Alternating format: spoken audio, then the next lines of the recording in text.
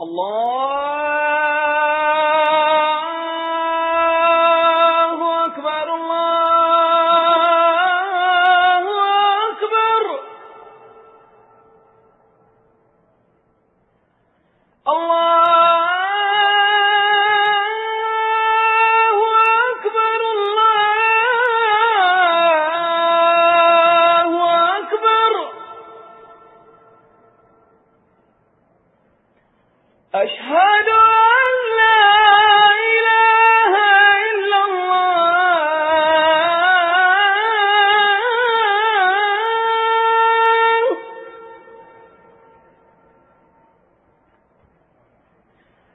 أشهد أن لا إله إلا الله.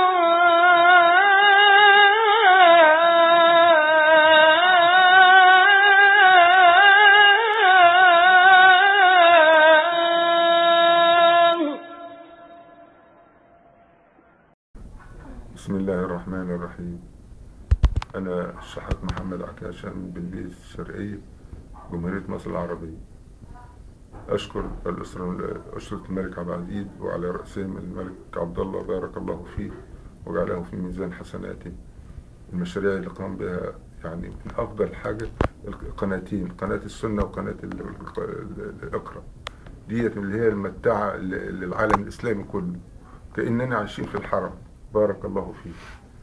وأنا الحمد لله قمت قبل كده بمشروع، عملت مشروع لتغيير أحواض الجمرات من دائري إلى بيضاوي في 2004، وقدمت والحمد لله بارك الله فيهم، يعني اتنفذوا بفضل الله الحمد لله وعلى أحسن ما يرام، أحسن ما كنت أنا عاوز كتير. تاني حاجة قدمت برضه مشروع تاني بالنسبة للطواف، برضه دور تاني للطواف عشان خاطر يعني الزحمة وبتاع.